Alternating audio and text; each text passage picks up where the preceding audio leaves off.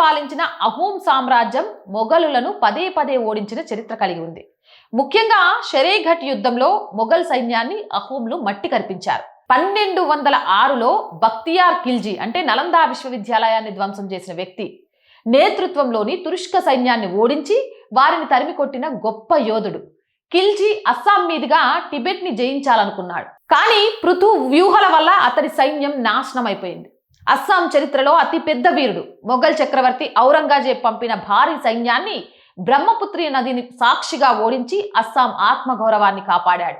అహోం సామ్రాజ్యం గురించి మాట్లాడుకోవాల్సి వస్తే దాదాపు 600 ఏళ్ల పాటు అస్సాంని పరిపాలించింది గెరిల్లా యుద్ధ తంత్రం. అహోంలు మొఘలుల కంటే సంఖ్యలో తక్కువగా ఉండేవారు కాబట్టి వారు ముఖాముఖి యుద్ధం కంటే దగా యుద్ధం వైపు మొగ్గు చూపేవారు. మొఘలులు భారీ నౌకల నది మధ్యలో నెమ్మదిగా కదిలేవి, కానీ అహోంల బచారి అనే చిన్న పడవలు చాలా వేగంగా కదిలేవి. షెరేఘట్ యుద్ధంలో లచిత్ బర్ఫుఖాన్ ఈ చిన్న పడవల ద్వారా మొఘల్ నౌకలను చుట్టముట్టి వారిని ఇరుకున పెట్టి ఓడించాడు. అహోంలు రాళ్లతో కట్టే మట్టితో బలమైన కోటలను నిర్మించడంలో దిట్టలు. మొఘల్ ఆశ్వికా దళం ఈ మట్టి గోడలను బురద నేలలను దాటలేక విఫలమయ్యేది. శత్రువు బలహీనపడిన క్షణం చూసి అహోంలు దాడి చేసేవారు.